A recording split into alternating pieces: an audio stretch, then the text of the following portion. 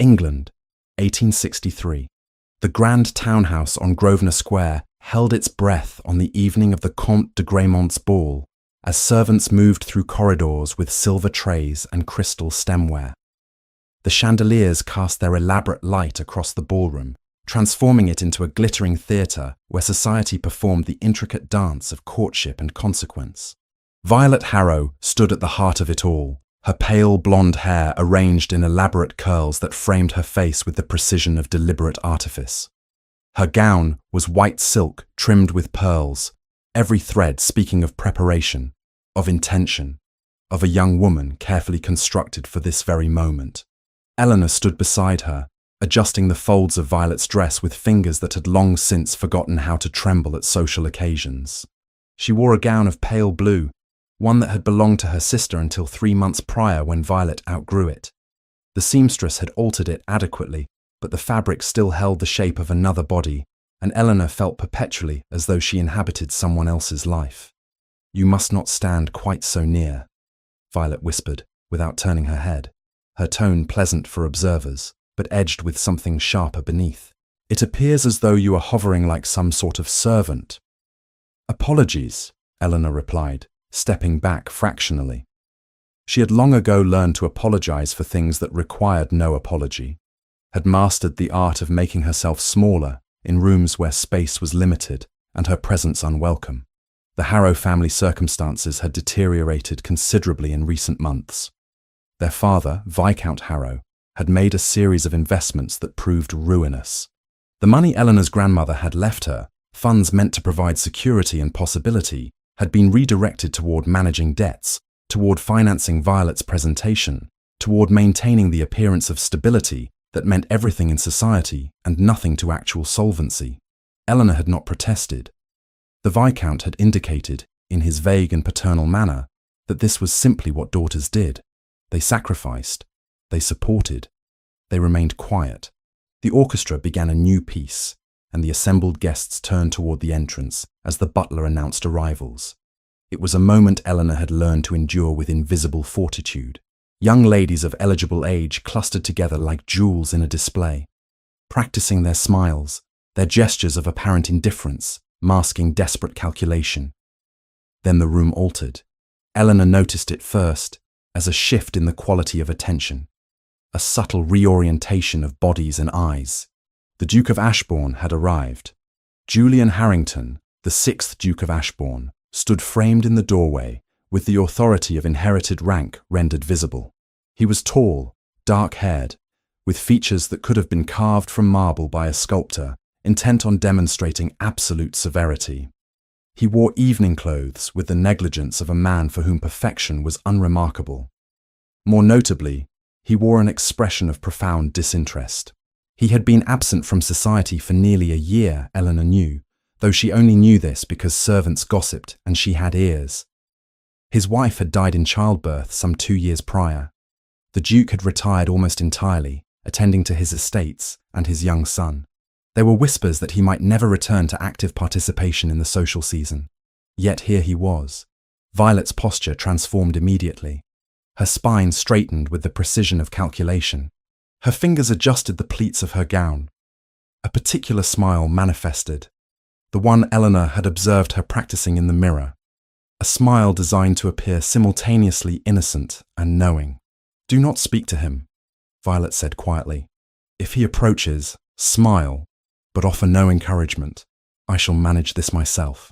Eleanor nodded. She understood her role in these scenarios. She was present to make her sister appear more luminous by contrast. Her invisibility was a service rendered. The Duke moved through the crowd with the peculiar isolation that rank provided. People parted before him.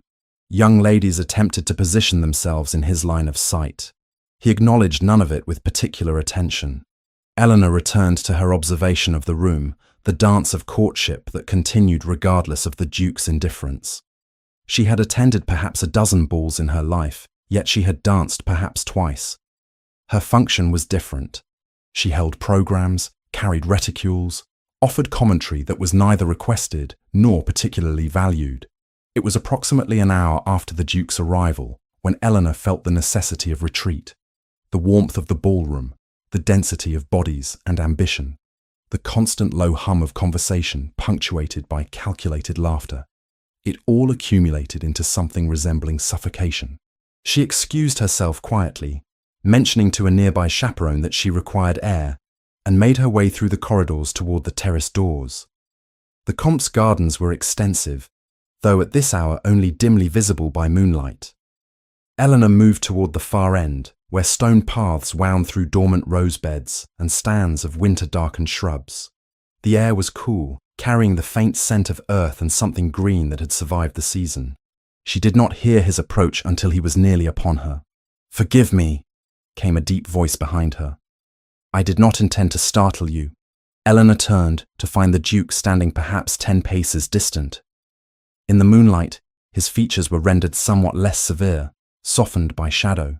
He held his posture with the same imperious authority he had displayed in the ballroom, yet something in his expression suggested weariness rather than arrogance. "Your Grace," she said, offering a curtsy. "I was merely taking air. I shall return to the house if my presence is unwelcome." "Your presence is not unwelcome," he replied. He moved closer, and Eleanor realized with an internal jolt of recognition that this was not the sort of social exchange that occurred between dukes and unmarried young ladies of indeterminate status.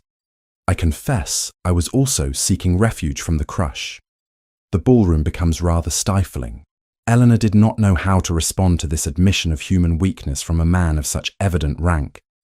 She had been trained to offer pleasantries, to deflect, to render herself agreeable, but something in his tone suggested that perhaps this particular moment might accommodate honesty. "It does," she said quietly. "There is a particular quality to social obligation that transforms even pleasure into something resembling performance." He regarded her with sudden intensity, his grey eyes studying her face as though seeing her for the first time. "You speak as though you understand this burden intimately." Eleanor had spoken too candidly. She recognized this immediately.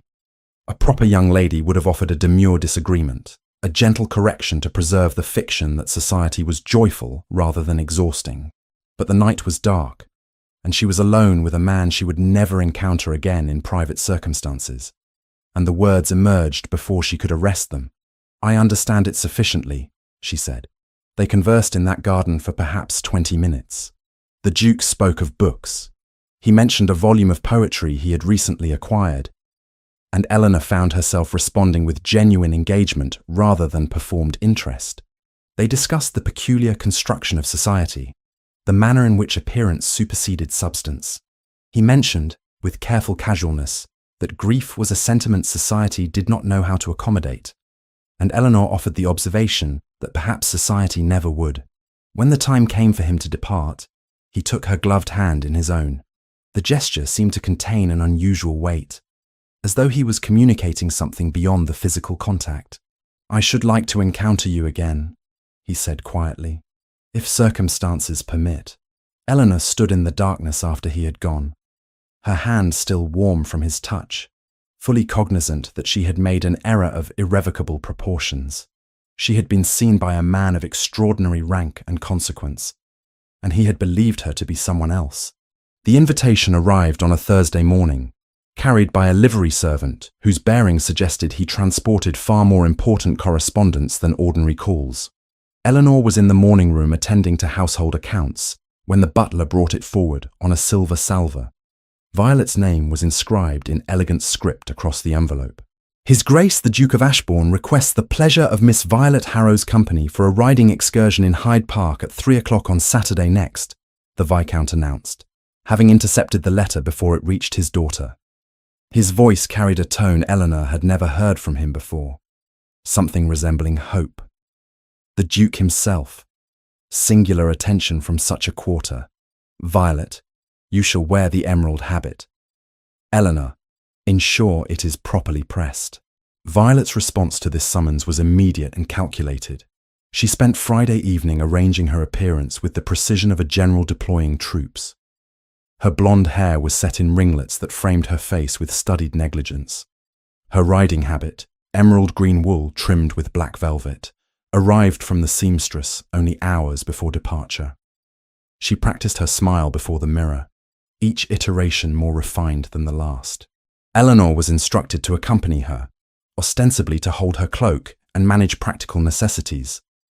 They arrived at the appointed location precisely at 3 o'clock, where the Duke waited with 2 horses already saddled and prepared. Yet something occurred in that moment which would later be identified as the first fissure in Violet's carefully constructed design. The Duke's expression, upon perceiving the 2 young women, underwent a subtle but unmistakable transformation. His grey eyes moved from Violet to Eleanor and remained there for several seconds longer than propriety might suggest. "Miss Violet, Miss Eleanor," he acknowledged, his tone formal but his attention peculiarly divided. "I trust you both slept adequately last evening."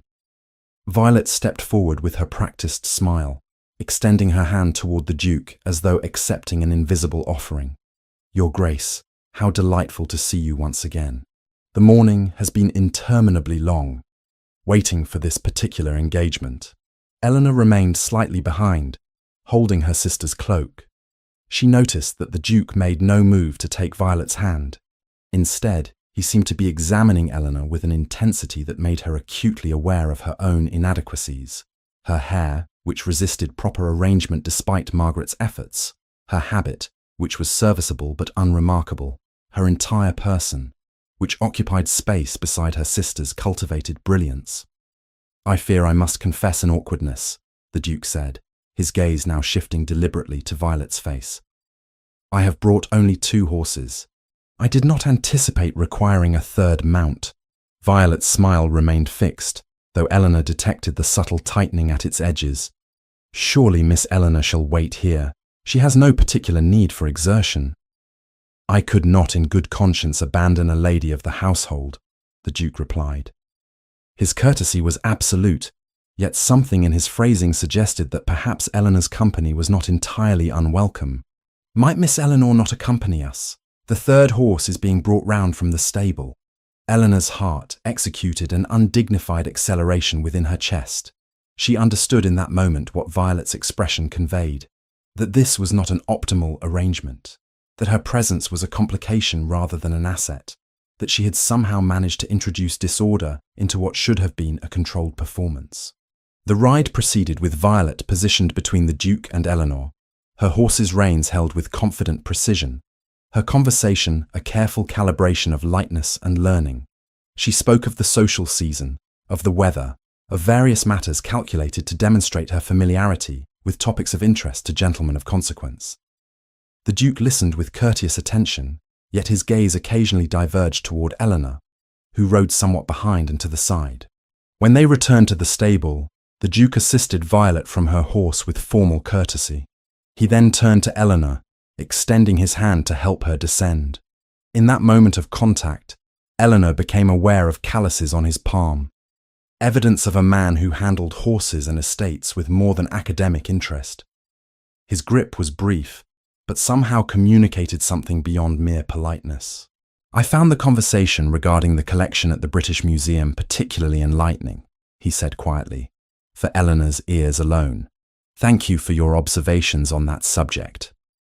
Eleanor, bewildered, realized only later that he had been addressing her remarks in the conversation. Remarks she had barely ventured, comments so modest they seemed designed for invisibility. The pattern, once established, repeated itself across the following weeks with escalating frequency. The Duke issued invitations to Violet. Violet accepted them with enthusiasm before discovering complications. An engagement previously forgotten would suddenly require her presence. A persistent headache would render her indisposed. A previously unmentioned obligation would materialize at the crucial moment. Eleanor would receive instructions to offer apologies, to convey regrets, to explain that Miss Violet was unable to attend, but that Miss Eleanor might substitute as companion. The Viscount, perceiving no impediment to his daughter's advancement and assuming that Eleanor's presence somehow supported the courtship, encouraged this arrangement. The picnic beside the lake occurred on a Tuesday afternoon when the spring weather had finally softened into genuine warmth. Eleanor sat upon the blanket spread across the grass, watching the Duke pour wine into crystal glasses, while servants arranged cold meats and pastries. Violet was at home, with a fever that Eleanor suspected was entirely invented. Your sister appears to suffer from considerable misfortune regarding our planned engagements, the Duke observed. He reclined upon the blanket with an informality that suggested his rank made such comportment acceptable. One might almost suspect design in the recurring indispositions. Eleanor's fork became suddenly fascinating. She employed great concentration in securing a portion of cold pheasant. I am certain Violet has no intention of disappointing you, Your Grace. She values your acquaintance greatly, yet she consistently arranges for your presence instead of her own, he continued. His tone was conversational, without particular inflection. One might inquire whether this represents preference or inconvenience on her part. Eleanor said nothing. She understood that this was a moment of dangerous intersection between truth and propriety, between honesty and the maintenance of acceptable fiction. The Duke shifted his position, turning to face her more directly. I confess I have begun to anticipate these occasions primarily because they permit conversation of genuine substance. Your sister is undoubtedly accomplished, but her conversation tends toward topics of considerably less philosophical weight. A lady of accomplishment must attend to society's expectations, Eleanor replied carefully. Not all women possess equal interest in books or philosophy, and yet you do, he stated. It was not a question. You possess considerable interest in these matters, yet you remain obscured behind your sister's presence, offering observations only when directly prompted, rendering yourself invisible through what appears to be deliberate strategic choice. Eleanor felt something within her chest constrict with uncomfortable accuracy. She had been seen, not merely observed, but truly perceived in her essential architecture, her decision to diminish herself, her acceptance of insignificance as the price of family stability. Your Grace, I do not think it appropriate to discuss such matters, she said, though her voice carried insufficient conviction. Why not? He asked. Because you fear that acknowledging your own value might disrupt the careful balance you have constructed. Because rendering yourself insignificant seems safer than risking disappointment.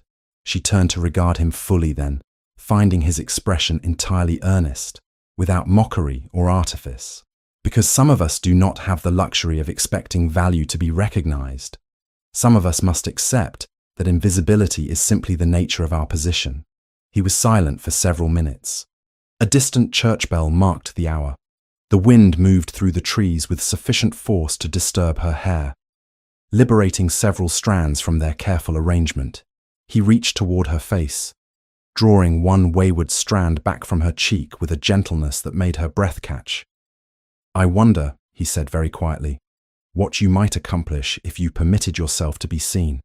Margaret, the senior housemaid, observed these developments with growing internal turmoil.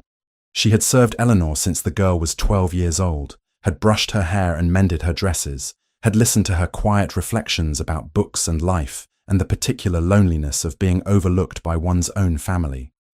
Margaret had also served Violet, had witnessed the careful calculations underlying her sister's beauty, the deliberate strategies employed to secure attention. When Margaret overheard the Viscount speaking to his wife about the probability that the Duke would soon propose to Violet, she understood that the architecture of Eleanor's life was about to undergo catastrophic alteration. More troubling still was the knowledge that Eleanor was permitting this catastrophe to occur through silence and acquiescence. It was Margaret who observed Violet returning early from a social engagement one afternoon, her face pale with something resembling fury. It was Margaret who heard Violet demand access to Eleanor's chambers, who witnessed the confrontation that followed. You are having encounters with him, Violet stated without preamble. She stood framed in Eleanor's doorway, her posture rigid with controlled rage. He speaks to you. He looks at you. People have begun to notice. Eleanor, startled in the midst of mending a hem, set down her needle with deliberate slowness. I accompany you to engagements at your behest, Violet. If His Grace shows courtesy, I can scarcely refuse to receive it. Courtesy? Violet's laugh was sharp as broken glass. You are deceiving him. He believes you are someone else. He believes the woman he encounters in gardens and beside lakes is identical to the woman whose name appears on invitations.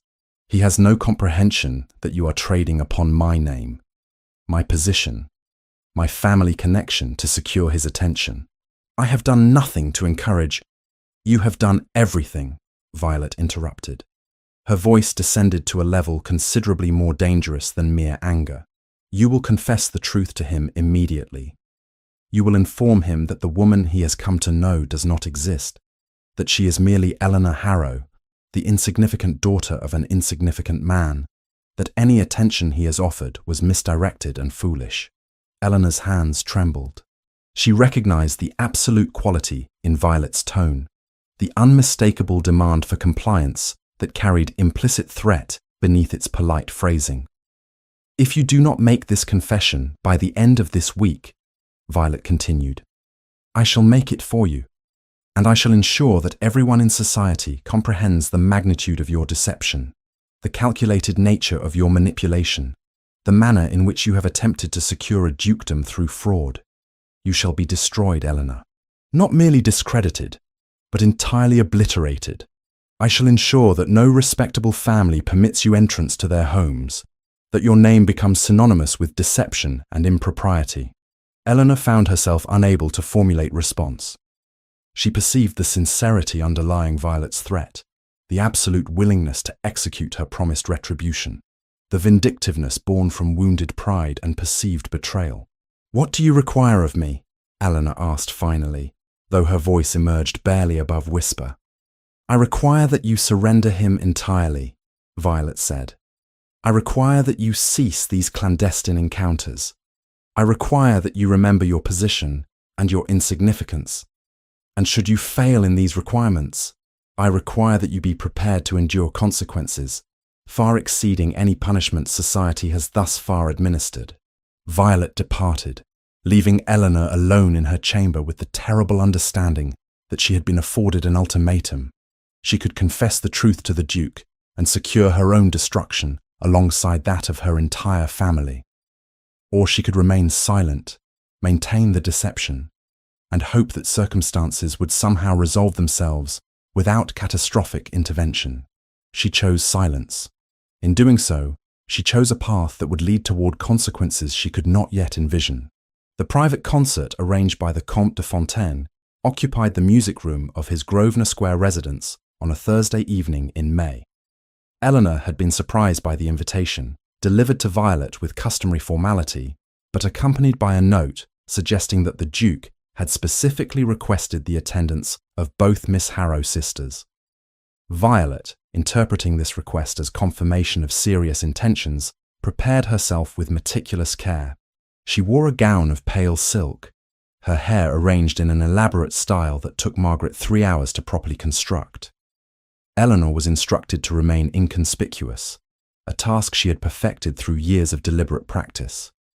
The concert itself proved unremarkable. A soprano from Italy performed arias of considerable technical accomplishment, while assembled guests maintained the appearance of rapt attention. Eleanor observed that genuine engagement with music was considered less important than demonstrating sufficient refinement to appreciate it. Violet sat with her posture precisely positioned, her expression conveying the appropriate degree of sophisticated enjoyment. When the performance concluded and guests began migrating toward the refreshment room, the Duke approached Eleanor with an invitation expressed as casual observation rather than direct request. Miss Eleanor, the Comte maintains a particularly distinguished library. Perhaps you would permit me to direct you toward it whilst your sister accepts refreshment. Eleanor perceived the irregularity immediately. A gentleman did not offer to conduct an unmarried lady away from assembled company without exceptional justification.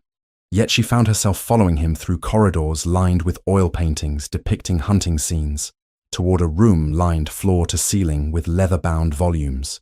Your sister appears to derive satisfaction from social obligations, the Duke remarked once they had crossed the threshold and he had closed the library door behind them. The action was improper. Both of them recognized it. Neither of them addressed the impropriety directly. Violet understands her responsibilities to her family, Eleanor replied, maintaining the careful distance propriety demanded. Yet you do not appear to share her contentment with such obligations, he continued. He moved toward the shelves, selecting a volume of poetry with apparent random selection. I observed your expression during the Sopranos performance. You were listening rather than attending. Eleanor understood that she had been insufficient in her performance of appropriate inattention.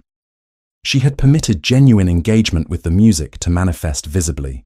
I confess I find music intellectually interesting rather than merely pleasant. He turned toward her with an expression of such sudden intensity that her breath caught. Most people would have offered a conventional disagreement. You offered honesty instead. What occurred in the moments following was something Eleanor would later struggle to categorize as either accident or inevitability. The Duke approached her with the deliberate intention of a man who had abandoned restraint.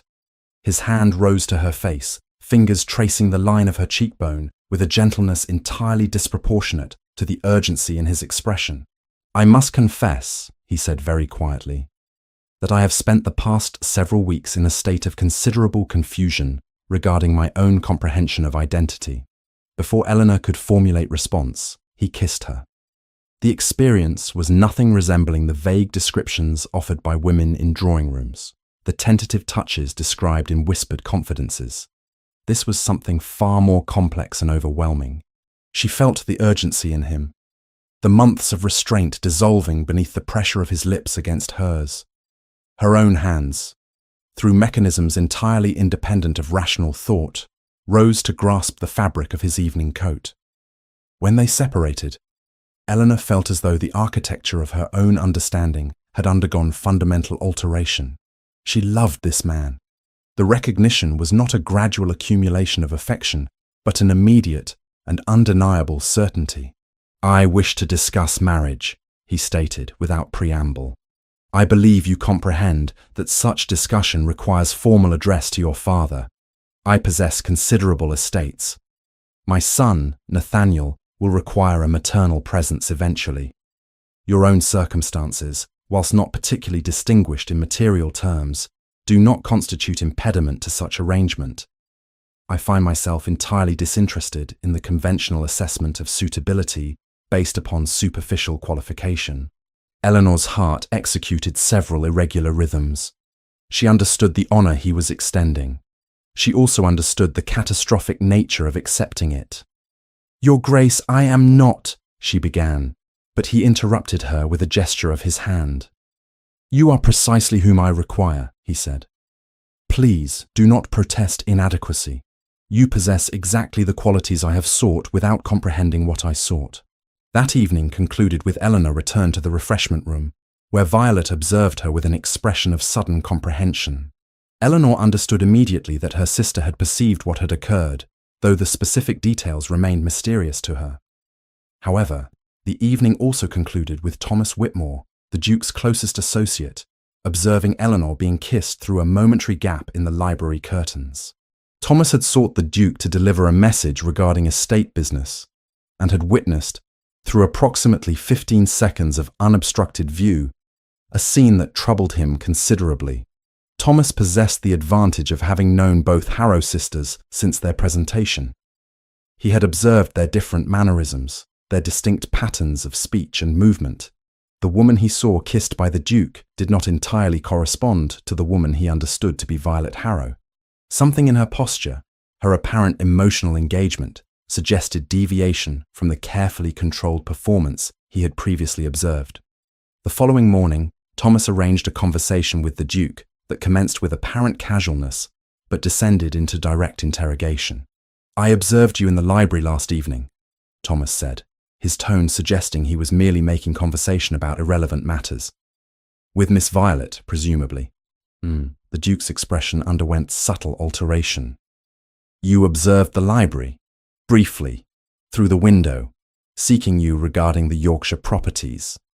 Thomas paused, allowing the weight of observation to settle between them. I confess I was struck by the manner of interaction. Miss Violet's usual comportment suggests rather more calculated engagement than what I perceived. You examine Miss Violet's comportment with considerable attentiveness, the Duke replied, his tone departing from casual.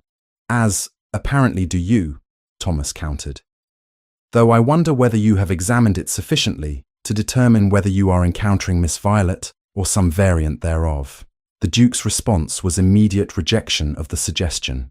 He rose from his chair with the kind of decisive movement that discouraged further conversation.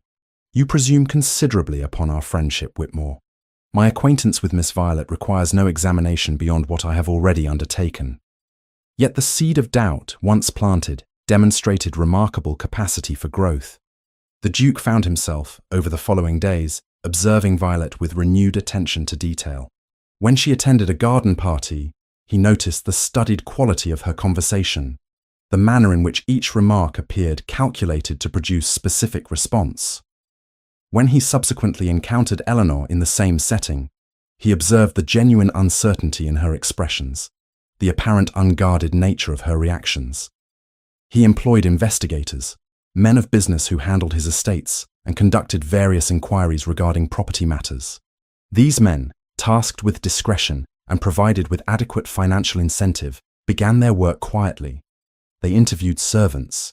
They traced patterns of Eleanor's attendance at events where the Duke had previously believed himself to be with Violet. They documented correspondence and observed behavioral patterns across the preceding months. The investigation revealed a narrative quite distinct from that which the Duke had permitted himself to construct. Eleanor had yielded her own presentation to society in order to finance her sister's emergence into the marriage market. Eleanor had managed household accounts and domestic matters, whilst Violet received instruction in accomplishments considered appropriate for young ladies of consequence. Eleanor had yielded agency and presence to permit her sister's advancement. The pattern suggested not calculated deception, but rather systemic negligence on the part of Eleanor's family, and purposeful exploitation by those who benefited from her sacrifice. The Duke recognized, with considerable discomfort, that Eleanor had been positioned in circumstances where silence seemed preferable to resistance. More personally troubling was the recognition that his own initial obsession with what he believed to be Violet was perhaps not about Violet at all.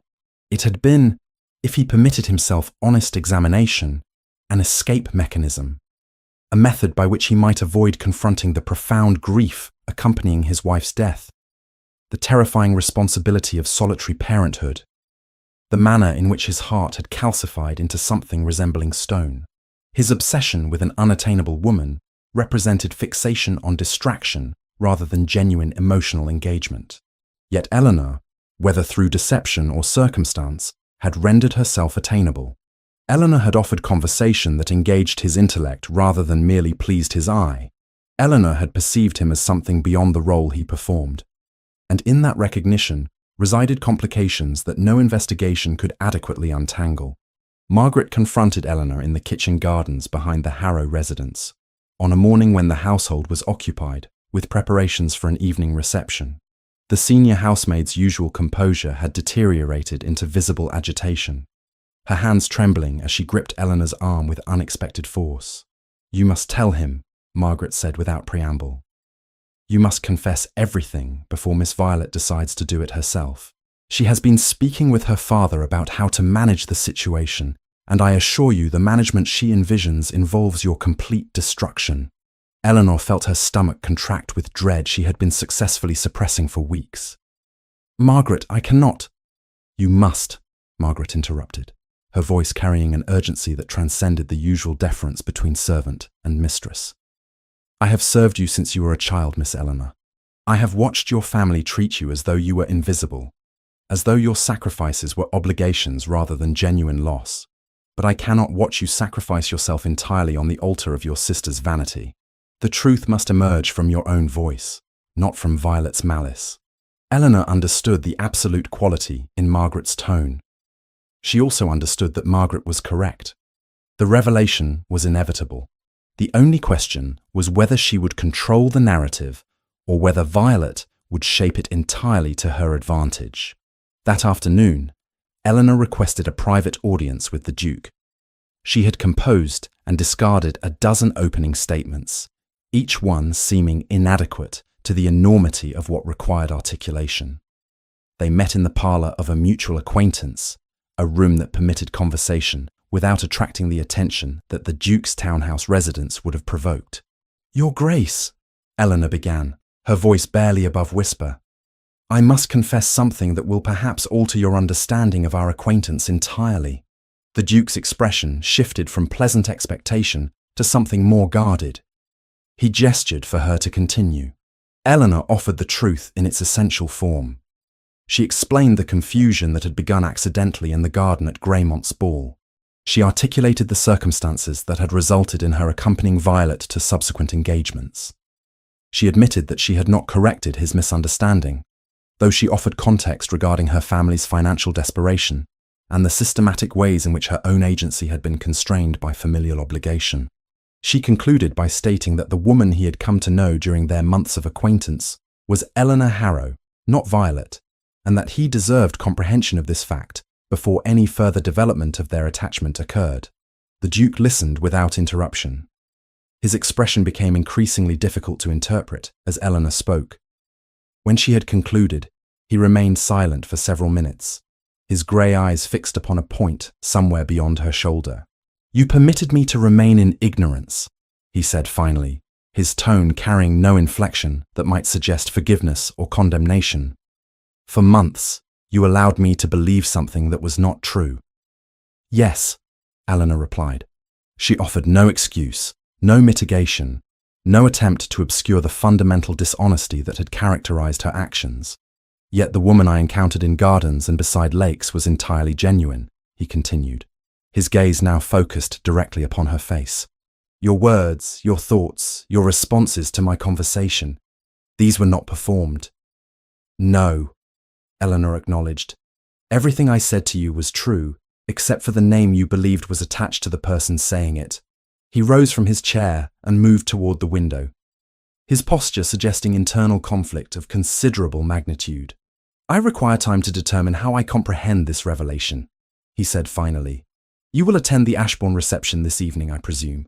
Eleanor nodded, though she felt entirely uncertain regarding what his attendance at the same event might signify. The Ashbourne reception was one of the most anticipated social occasions of the season. The Duke's residence had been prepared with extraordinary care, the ballroom illuminated by hundreds of candles, the guest list comprising the most significant members of London society. Eleanor arrived with her family, watching Violet emerge from the carriage in a gown of champagne silk trimmed with diamonds, her expression radiating the confidence that only genuine beauty and social elevation could produce. The evening progressed with deceptive normality. Music and dancing, conversation and refreshment, all performing their designated functions in the elaborate choreography of aristocratic society. Eleanor attempted to render herself as invisible as possible, positioning herself near the periphery of activity where observation seemed possible without participation. It was Margaret who found her, drawing her toward a quieter chamber with urgency that suggested something had occurred. "Miss Eleanor, you must hear what I have done," Margaret whispered. "I could not permit this deception to continue unopposed. I have informed His Grace that the lady he has come to know is not Miss Violet, but you." Eleanor felt her entire world contract into a single moment of comprehension. Margaret had removed Eleanor's control over her own narrative. The revelation would now proceed not through Eleanor's voice, but through external agency. She returned to the ballroom to discover that Violet had apparently perceived something of what had transpired. Her sister was standing near the orchestra, speaking with several of the most influential matrons in London, her voice pitched to carry sufficient volume to achieve maximum dispersal of information. "I believe there has been considerable confusion regarding recent events," Violet was saying, her tone suggesting the delivery of unfortunate but necessary truth. "My sister Eleanor has apparently presented herself to His Grace as though she possessed qualities and circumstances that are, in fact, entirely absent from her actual position. It is a deception of considerable magnitude, I assure you, and I felt obligated to clarify the situation before His Grace advanced his intentions any further." The assembled company regarded Violet with expressions of varying degrees of horror and fascination. Within moments, the murmuring had begun, the whispers spreading through the ballroom like infection through contaminated water. The Duke appeared directly before Eleanor, his expression carrying such intensity that she struggled to maintain her own composure. "Is what your sister has stated accurate?" he demanded. "Or has she merely reframed circumstances in a manner calculated to serve her interests?" "The circumstances are accurate," Eleanor replied. though the interpretation she has offered differs from the one I would have provided. Meaning that I did not deceive you from calculated malice, but from circumstance, desperation, and family obligation. I should have confessed far earlier. My silence was cowardice rather than strategy. The Viscount materialized then, his face bearing the pallor of a man comprehending catastrophic loss. He moved toward the Duke with the desperate urgency of someone attempting to salvage financial arrangement. Your Grace, surely you understand the confusion that occurred. The girls are identical in appearance. An understandable error. Nothing of significance. The girl's character is entirely sound, I assure you. Your daughters are not identical, the Duke replied coldly, and you have clearly permitted this deception to continue while simultaneously protecting its perpetrator and condemning the woman you believe to have deceived me. You will excuse me. I shall withdraw for the remainder of the evening. Mr. Hale will see to our guests. He departed, and his departure seemed to carry with it the last vestiges of social acceptability that might have shielded Eleanor and her family from the consequences of revelation. Within days, the narrative had calcified. Eleanor was the manipulator. Eleanor was the deceiver. Eleanor had attempted to secure a dukedom through fraud and elaborate performance. Society's response was swift and unforgiving. Invitations that had previously been extended with frequency were suddenly withdrawn. The Viscount received communications from creditors suggesting that his financial difficulties had become considerably more pressing. Violet, having positioned herself as the innocent victim of her sister's machinations, discovered that her own reputation had become tainted merely through association with scandal. The Viscount, facing social and financial ruin, made the decision to separate Eleanor from the household. She was to reside with her aunt, Lady Catherine Whitmore, in the country. The arrangement was presented as a recuperative opportunity, but everyone understood it to be banishment. Violet was sent to a distant relation in the north of England, removed from London society, not as companion to Eleanor, but as punishment for having been implicated, however tangentially, in the scandal. Her beauty could not protect her from the consequences of association with deception, and her own attempts to manage the narrative had only exposed her complicity in permitting the confusion to continue. Eleanor departed London on a grey morning in late May, watching the city recede behind the carriage as though she were witnessing the dissolution of an entire life. She carried with her the understanding that she had destroyed herself through silence and destroyed the man she loved through deception, born from desperation. She did not comprehend that her journey toward genuine redemption was only beginning. The estate belonging to Lady Catherine Whitmore occupied a position of considerable serenity in the countryside of Hampshire, situated at a remove from London society, sufficient to render the scandals of the capital distant rather than present. Eleanor arrived there on an afternoon rendered melancholy by rainfall, carrying with her only 2 trunks containing the entirety of her personal possessions and the crushing weight of public humiliation that had become her inheritance. Catherine Whitmore, Eleanor's paternal aunt, possessed a character marked by pragmatic compassion rather than sentimental affection. She had never married, had maintained her independence through careful management of inherited property, and had observed the Harrow household's dysfunction with the clarity of someone positioned outside its core dynamics. When Eleanor arrived at her door, Catherine received her neither with reproach nor with excessive sympathy, but rather with the quiet acknowledgement of one who recognized that survival required forward progression rather than backward examination. "You will remain here," Catherine stated within the first hour of Eleanor's arrival, establishing parameters with the efficiency of someone accustomed to clear directive. "You will not apologize for circumstances beyond your control. You will not perform self-flagellation as though public condemnation possessed the power to determine your actual worth. You will occupy yourself with productive endeavor, and you will permit yourself to exist without constant evaluation of whether that existence constitutes adequate recompense for perceived failures." The first months were largely consumed with Eleanor's internal reconstruction. She inhabited a chamber overlooking the gardens, a space that gradually became refuge rather than prison. Each morning brought the routine of breakfast in Catherine's small dining room. followed by examination of household accounts or correspondence requiring attention.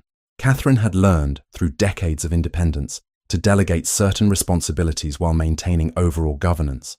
Eleanor discovered that assuming genuine authority over domestic matters offered something that years of invisible labor had never provided: recognition that her competence possessed genuine value. Yet the most significant alteration in Eleanor's existence emerged through Catherine's work in local charity. Several times weekly, Eleanor and her aunt travelled to villages within the surrounding parishes, carrying medicines prepared by a local physician, offering guidance regarding domestic economy to women whose circumstances bore uncomfortable similarity to those Eleanor's family had narrowly escaped. These encounters provided Eleanor with perspective that her own suffering, considerable as it had been, represented merely one variation of a pattern affecting countless women whose voices remained similarly unheard. It was while attending to a young mother, ill with persistent fever, that Eleanor perceived something unexpected occurring within herself. She had ceased imagining how to explain her circumstances, and had instead begun contemplating how to address the circumstances of others.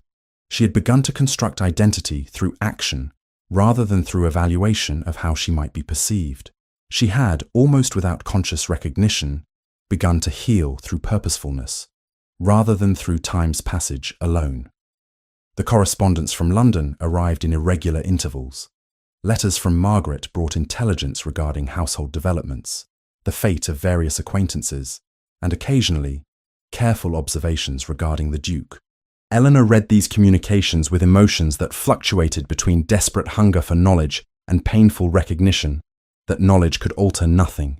She did not write in response, understanding that maintaining connection would merely prolong wound that required genuine separation to achieve genuine closure.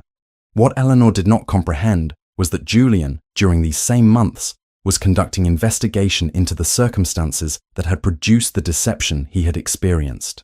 His investigators proved remarkably competent in their pursuit of financial documentation, household servant testimony, and behavioral observation. They traced Eleanor's financial sacrifice with precision.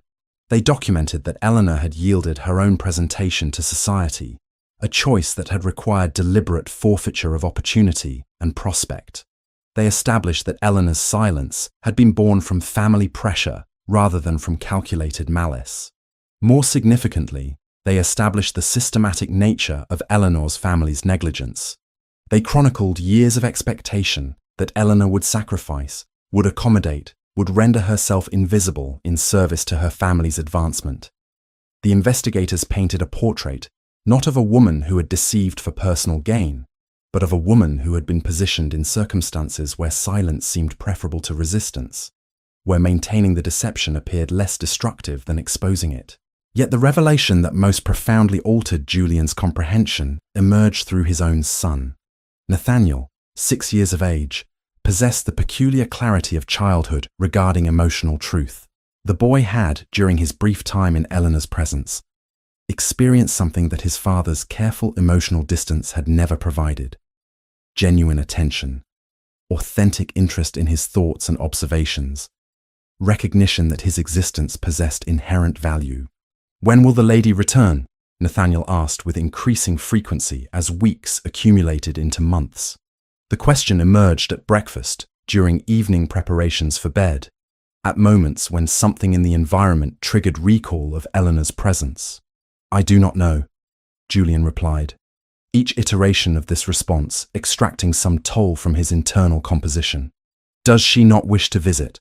Nathaniel pressed, a 6-year-old's logic functioning with devastating accuracy. "Margaret says she has become ill, but Margaret also says the lady has recovered. Why has she not written?" Julian recognized in these questions the essential injustice of his own actions. He had rejected Eleanor, yes, but in rejecting Eleanor, he had also rejected his son's happiness, his son's connection with a woman who had offered something Julian himself had struggled to provide: unconditional regard. Thomas Whitmore, during this period, maintained his position as Julian's closest confidant and most persistent source of uncomfortable truth. They met regularly at Julian's club, and Thomas employed these occasions to advance arguments with increasing directness. "You have permitted your ego to determine your actions," Thomas stated, without preamble during one such meeting. You have transformed yourself into victim, rather than acknowledging the role you played in permitting confusion to continue. You had opportunity, multiple opportunities, to question circumstances. Instead, you permitted yourself to be consumed by obsession that masked itself as love. Your Grace, Julian replied, though his tone suggested fatigue rather than genuine defense.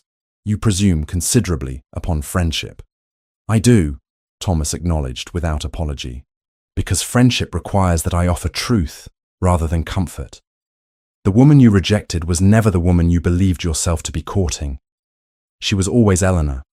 Your error consisted not in having been deceived regarding her identity, but in having loved her only when you believed her to be someone else.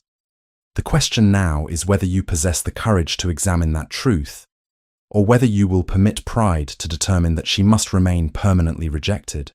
Julian did not respond immediately. He sat in silence, observing the movement of afternoon light across the interior of the club, contemplating the manner in which decisions made in moments of wounded pride seemed to create consequences that extended far beyond those moments. It was Nathaniel who provided the final catalyst. The boy had observed his father's distraction for months, the manner in which Julian's attention frequently diverged from present circumstances into apparent contemplation of distant matters. During an evening walk through the gardens adjacent to their London residence, Nathaniel posed a question with such unguarded directness that Julian could not obscure its essential truth. "Will the lady become my mother?" Nathaniel asked, his voice carrying neither accusation nor particular inflection, merely the straightforward curiosity of childhood encountering adult complications it did not fully comprehend. Julian felt something within himself undergo fundamental alteration. He recognized in that moment the precise nature of his own cowardice. He had rejected Eleanor to protect himself from the vulnerability that genuine love demanded. He had wounded his son to preserve his own dignity. He had constructed elaborate justifications for abandonment that failed to withstand even cursory examination of his motivations. "I do not know," he replied quietly, "but I believe she should possess the opportunity to choose, rather than being denied choice through my own failures of courage." The carriage descended the long avenue toward Lady Catherine's estate on an afternoon rendered golden by the particular quality of late spring light that transforms even ordinary landscapes into something resembling restoration. Julian sat with his spine rigidly positioned against the carriage seat, his hands compressed into fists upon his thighs, his expression configured into something bearing only superficial resemblance to composure. Weeks of investigation, months of internal conflict, years of accumulated regret had culminated in this singular journey toward a confrontation he simultaneously dreaded and desperately required. He had composed no formal address. He possessed no predetermined sequence of articulations that might adequately convey what needed articulation. He possessed only the recognition that his own pride had constructed architecture of such magnitude that dismantling it would prove far more difficult than its original construction had been. Eleanor was in the gardens when he arrived. She stood among the roses that grew along the perimeter of Catherine's property, her hair uncovered and disordered from the wind, her gown lacking the elaborate ornamentation that fashion demanded. She was engaged in the act of deadheading spent blooms with methodical precision when she observed the carriage. The shears in her hand trembled.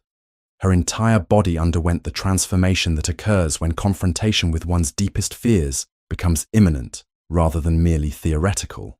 She turned to retreat toward the house, her instinct toward flight overwhelming her capacity for courage.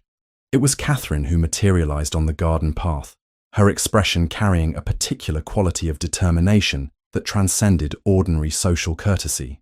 "Eleanor," Catherine said quietly, "you will remain here. Running accomplishes nothing except the perpetuation of patterns that have already consumed sufficient of your existence." Eleanor remained motionless, though every nerve within her appeared configured toward escape. Julian descended from the carriage with movements that suggested considerable deliberation, crossing the garden with a gait that carried none of his customary aristocratic authority. He appeared diminished by something other than physical alteration, reduced by internal acknowledgement of his own failures. "I have not come to demand recompense," he stated without preliminary pleasantries. His voice carried a quality of raw vulnerability that Eleanor had never heard him employ. "I have come because I have finally comprehended the magnitude of injustice I perpetrated by permitting my wounded pride to determine your punishment." Eleanor remained silent. She gripped the garden shears with sufficient force that her knuckles blanched white beneath the strain. "I have examined my own motivations with considerably more honesty than I previously permitted myself," Julian continued. He did not attempt to approach her. He maintained distance, as though recognizing that proximity might constitute transgression. "I was not merely deceived by circumstances. I was actively engaged in deception of myself regarding the nature of what I felt, what I required, and what I was fleeing from." "Your Grace," Eleanor began, but he interrupted with a gesture. "I was protecting myself," he said. "When I discovered the truth regarding your identity, I employed it as justification for rejecting you entirely.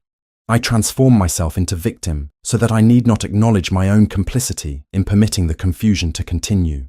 I did not question circumstances, because questioning would have required confronting the reality that I had abandoned my own emotional caution in pursuit of distraction from grief." Eleanor found tears accumulating along her lower lashes. She had not permitted herself to weep since her departure from London. She had performed resilience with such conviction that she had almost achieved genuine resilience. The performance was now rupturing beneath the weight of his confession. "I conducted investigation into your circumstances," Julian continued. "I attempted to understand the context that produced your silence and your deception. I discovered a narrative quite distinct from the one I had permitted society to construct. I discovered a young woman who had sacrificed her own opportunities to facilitate her sister's advancement. I discovered a family that had systematized negligence into something approaching institutional practice. I discovered that your silence was born from pressures that rendered truthfulness far more dangerous than continued deception." Eleanor pressed her fingers against her lips, a gesture that seemed calculated to prevent her own articulation from emerging. "More significantly," Julian said, and his voice now carried such profound weariness that Eleanor perceived the toll his own emotional conflict had exacted. "I discovered that I loved you not because of any deception regarding your identity, but precisely because you had always been yourself with me. The woman in the garden at Greymont's ball was genuinely you. The woman I encountered beside the lake was authentically you. The woman I kissed in the library was entirely and completely you. My error consisted not in having been deceived regarding your identity, but in having utilized the revelation of your identity as justification for rejecting the authentic person I had come to love." Eleanor's hands trembled so considerably that the garden shears slipped from her grasp, falling onto the stone path with a sound that seemed to echo disproportionately through the garden. She found herself unable to formulate response.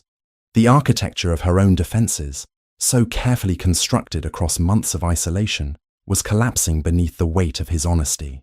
"I have come not to demand anything," Julian said, "but to offer apology, to acknowledge the injustice of my actions, and to ask whether you might permit me the opportunity to reconstruct what my own cowardice destroyed." Eleanor pressed her hands against her face. Through the apertures between her fingers, she spoke with a voice rendered barely audible by emotion. "Every word I said to you, except the name I was employing, was absolute truth. My feelings were genuine. My regard was authentic. I loved you whilst deceiving you, and that contradiction has consumed my every waking moment." "See, then perhaps we might begin again," Julian said, "with the acknowledgement that love born from authenticity is far more valuable than love constructed from carefully maintained illusion." Catherine, perceiving that the fundamental contours of their conversation required privacy, excused herself with diplomatic discretion, returning toward the house. Eleanor remained in the garden, and Julian finally approached her with movements that suggested tremendous care, as though fearing she might dissolve beneath sudden alteration. "I do not expect immediate forgiveness," he said. "I do not expect that the wounds I inflicted will simply cease to exist because I have acknowledged them. I ask only that you permit me the opportunity to demonstrate that my regard for you is grounded in authentic perception of who you genuinely are, not in any elaborate construction of who I hoped you might be." It was Nathaniel who appeared on the garden path approximately 30 minutes after Julian's arrival. The 6-year-old boy had apparently observed his father's departure from the house, had followed him to the gardens, and upon perceiving Eleanor, executed the pure logic of childhood by running directly toward her with all the enthusiasm that only unencumbered affection could produce. "You returned," Nathaniel stated, speaking with the clarity of a child who perceived no complication in what adults had rendered impossibly complex. "Father said you had to leave, but you came back. Does this mean you will stay now?" Eleanor knelt to the child's level, and Julian observed in her face an expression of such profound tenderness that he perceived finally what his own pride had nearly destroyed. She had not merely loved him, she had loved his son. She had offered the child something he desperately required: genuine regard, authentic attention, recognition of his inherent worth. "I think perhaps that depends upon what you and your father wish," Eleanor replied carefully. Nathaniel turned toward his father with expression of such straightforward interrogation that Julian felt something within himself transform irrevocably. "Father, I wish for Eleanor to stay. I wish for her to become my mother." "Does she wish that?" Julian knelt beside his son, and in that moment, surrounded by the roses of his aunt's garden, with Eleanor regarding them both with an expression that transcended resignation into something approximating hope, he comprehended finally that redemption was not about being forgiven for past failures. It was about the courageous decision to build something genuine from the fragments of what pride and fear had broken. "If you are willing," Julian said to Eleanor with absolute sincerity, "then I am willing to spend whatever duration remains to me demonstrating that I comprehend what genuine love demands. That I comprehend that you deserve to be seen, valued, and chosen, not because of who I required you to be, but because of who you authentically are." The weeks following Julian's arrival at Lady Catherine's estate transformed into months characterized by gradual reconstruction rather than dramatic reconciliation.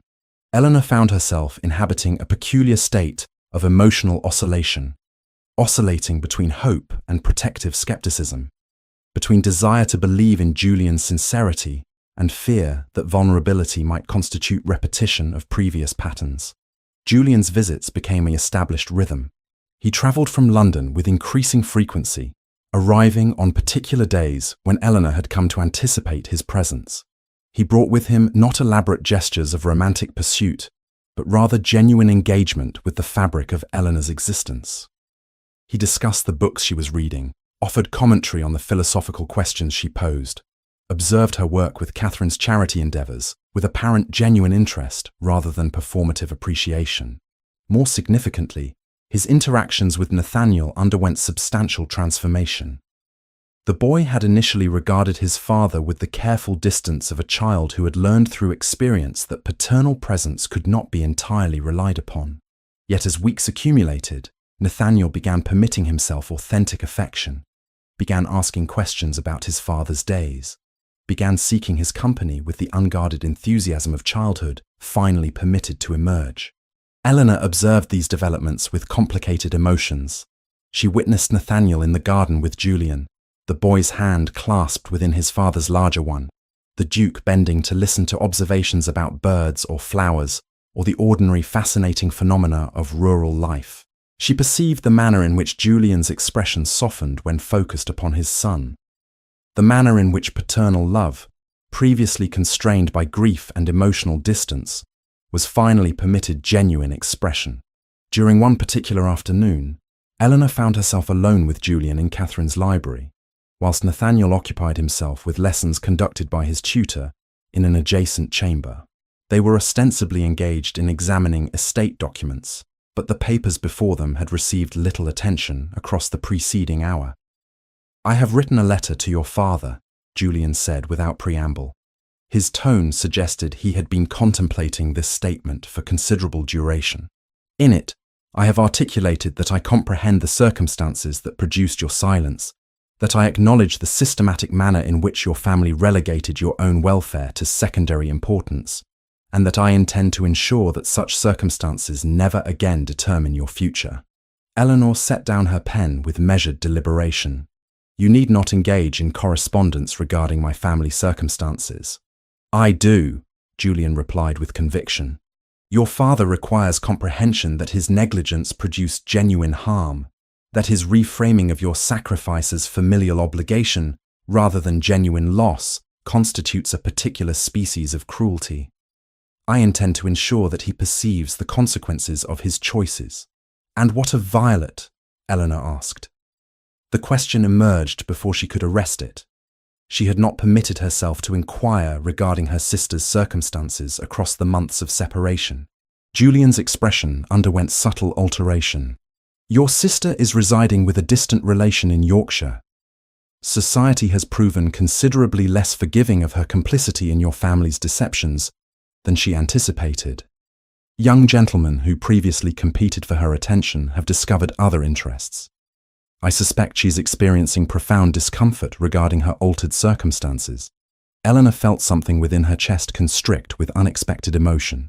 She recognized in her own immediate response a capacity for empathy that her sister had not extended to her. Yet she also recognized that Violet's suffering, however genuine, resulted from natural consequences rather than from deliberate infliction. I do not wish for her to suffer, Eleanor said quietly. I comprehend, Julian replied. However, suffering born from confrontation with consequences is considerably different from suffering inflicted through malice. Your sister required education regarding the difference between those two conditions. As spring descended into summer, Eleanor's position within local society underwent gradual transformation.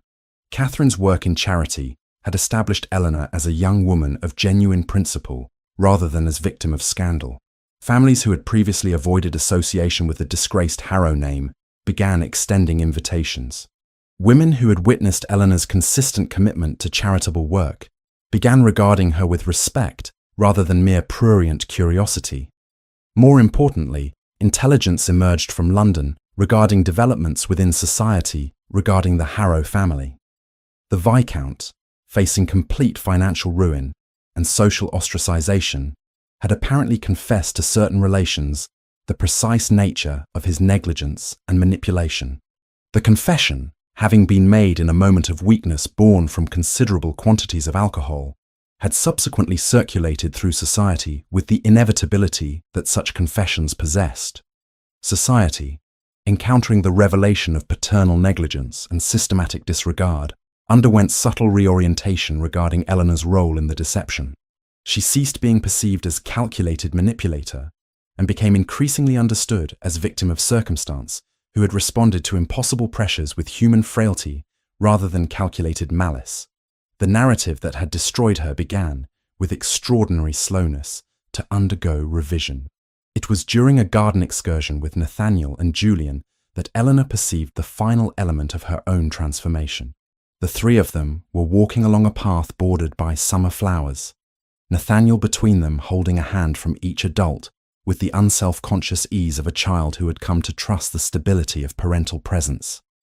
In that moment, Eleanor realized that she had ceased defining herself through what society perceived and had begun defining herself through the authentic relationships she had constructed. I have requested that Catherine extend my stay through the autumn, Eleanor mentioned with studied casualness. She has indicated that she would welcome my remaining indefinitely. Her charitable work requires consistent engagement, and she finds my participation invaluable. Julian regarded her with an expression of sudden comprehension. You are stating this as though you anticipate that my response might constitute objection. I am offering you information regarding my intentions, Eleanor replied. Your intentions regarding my own future plans? Julian asked. He stopped walking, causing both Eleanor and Nathaniel to pause as well. I have been constructing those plans across the months of our acquaintance. I have been examining my own capacity for honesty, my own willingness to acknowledge that genuine love demands vulnerability, that I previously perceived as weakness.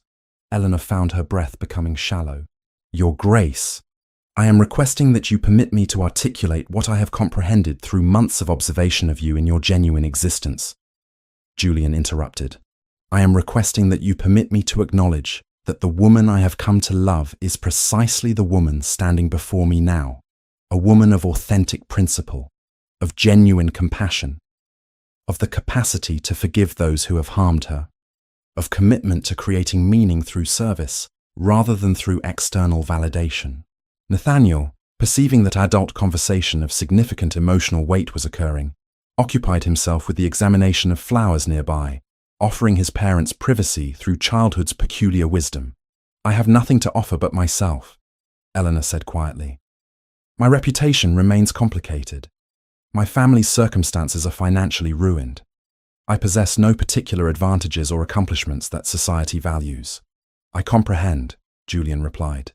"I also comprehend that I require nothing except precisely what you are offering: your genuine self, your authentic engagement with life and with those you love, your capacity to transform suffering into compassion rather than into bitterness." Eleanor understood in that moment that reconstruction was not about erasing the past. It was about building something new from the genuine materials that remained after destruction. It was about the courageous decision to trust again when trust had already been shattered. It was about recognizing that some forms of love require the willingness to permit oneself to be broken and to reconstruct oneself in patterns that bore little resemblance to previous structures. "I am willing," she said very quietly, "to attempt to build something genuine with you. Not because I have forgotten what occurred, but because I have learned that remaining imprisoned by the past prevents me from inhabiting the present with any authentic capacity."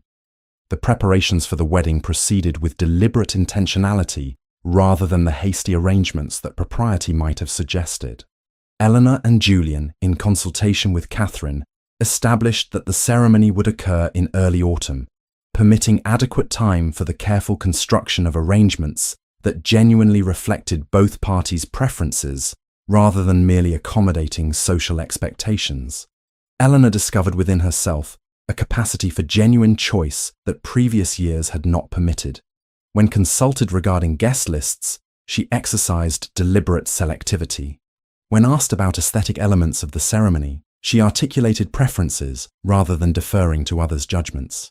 When Julian suggested certain traditions, she possessed the agency to either accept or modify them according to her own comprehension of what felt authentic.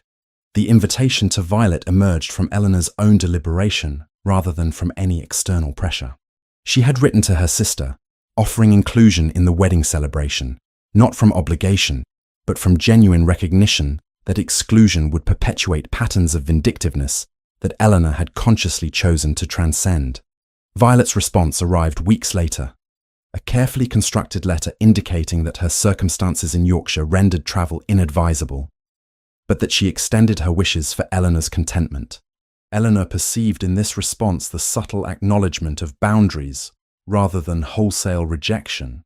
She accepted Violet's absence as representing genuine constraint rather than continued malice. The Viscount did not attend, though his presence had never been anticipated.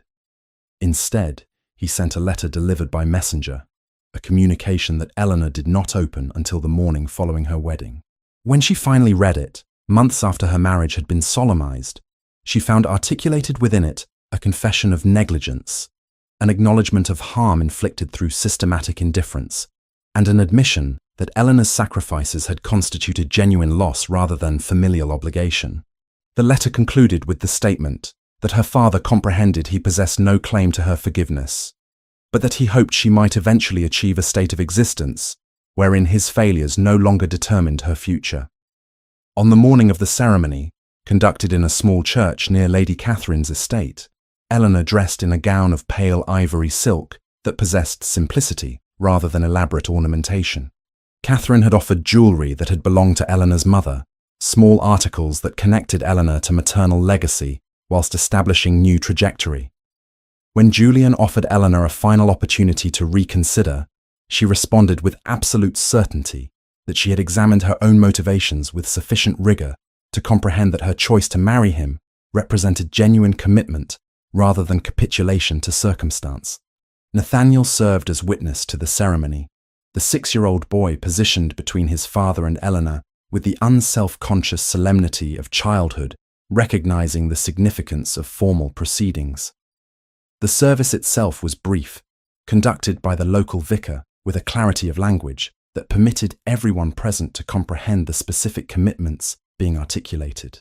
When Julian placed the ring upon Eleanor's finger, the gesture carried such evident gentleness that observers perceived it as affirmation of genuine regard rather than mere performance of social obligation. The honeymoon occupied the gardens of Julian's friend's estate, that location where Eleanor had perceived such confusion regarding identity and affection months prior. Yet this return to that particular place carried entirely different significance. Eleanor and Julian inhabited the space not as strangers involved in misunderstanding, but as individuals who had achieved comprehension of their own capacity for mutual vulnerability. They discussed extensively the manner in which their marriage would proceed, establishing agreements regarding honesty, regarding communication during moments of doubt, regarding the determination that neither would permit external pressure to supersede genuine conversation between themselves. Nathaniel remained at the estate, occupying himself with activities supervised by his governess. Yet Eleanor and Julian made deliberate choice to include him in their honeymoon, not through constant presence, but through regular engagement and conversation. The child had come to comprehend that his father's marriage to Eleanor represented permanence rather than temporary arrangement. He had come to trust that affection extended to him would persist rather than disappearing through circumstance or abandonment. The return to London residence inaugurated the actual architecture of their shared existence. Eleanor discovered that being Duchess involved not merely social performance, but genuine responsibility for estate management, household governance, and the welfare of dependents. Yet she approached these obligations not with the invisibility of her former service, but with the authority that accompanied legitimate position. She implemented changes to household practices based upon her own comprehension of efficiency and care. She participated in charitable endeavours with the additional resources that her elevated position permitted. The library at Julian's principal residence became the location of domestic routine that transcended either social obligation or performance. Eleanor, Julian, and Nathaniel would occupy that space in the evenings, each engaged in individual pursuit, yet together in genuine companionship. Eleanor would read her novels, Julian would examine estate documents, Nathaniel would study his lessons, or listen to stories read aloud by his parents. In these moments of unremarkable domestic peace, Eleanor perceived finally the achievement of transformation that had seemed impossible during months of isolation. Catherine remained part of their household during specific seasons, maintaining her own residence yet spending sufficient time with Eleanor and Julian to establish that their connection transcended mere family obligation. She observed with quiet satisfaction the manner in which Eleanor had transformed from invisible sacrifice into woman of genuine authority and substance. She recognized that this transformation represented not erasure of suffering, but rather integration of suffering into framework of meaning and growth. One evening, approximately 2 years after their marriage, Eleanor sat in the library with a book of poetry, the same volume that Julian had selected years prior in the Comte's library, the one containing the pressed forget-me-not. She traced the dried flower with her finger, perceiving it as symbol not merely of remembrance, but of the manner in which even preserved fragments of the past could be honoured without permitting them to determine the entire architecture of the present. Julian observed her from across the room, and she became aware of his attention. She looked up, meeting his gaze with the confidence that 2 years of consistent regard had permitted her to achieve. He rose and moved toward her, taking the book from her hands with deliberate care. "I have spent considerable effort attempting to articulate what I comprehend now regarding love," he said quietly. "I have concluded that genuine love is not recognition of perfection in another. It is the conscious decision to continue choosing another, even when that individual is fallible, afraid, and struggling with their own doubts. It is the courage to transform suffering into compassion rather than into bitterness. It is the willingness to permit another to see you entirely and to remain present even when confronted with the fundamental imperfections of your actual self." Eleanor reached for his hand, the gesture carrying such naturalness that years of separation and pain seemed suddenly to constitute not destruction, but rather the essential groundwork upon which something genuine could be constructed. "That comprehension," she replied, "is perhaps what genuine love requires of all of us. Not to be perfect, but to be willing to attempt authenticity despite our recurring failures to achieve it." Nathaniel, observing his parents from his position near the window, where he had been examining a book regarding natural philosophy, executed the unremarkable observation that constituted childhood wisdom. "You are both crying." Eleanor and Julian regarded their son with expressions containing such obvious affection that the child simply returned his attention to his book, satisfied that the emotional complexity he had witnessed represented not distress, but rather some form of adult contentment that transcended his current comprehension. In that moment, surrounded by books and candlelight, with their son occupied nearby and the architecture of their shared existence surrounding them, Eleanor perceived finally that redemption was not about erasing the past. It was about the decision to build something genuine from the fragments that remained after destruction had occurred. It was about the recognition that some forms of love required the willingness to permit oneself to be broken and to reconstruct oneself in entirely new patterns. It was about choosing honesty despite its painful requirements. It was about the courageous acknowledgement that authentic connection between individuals constituted the only genuine form of salvation that human existence could offer.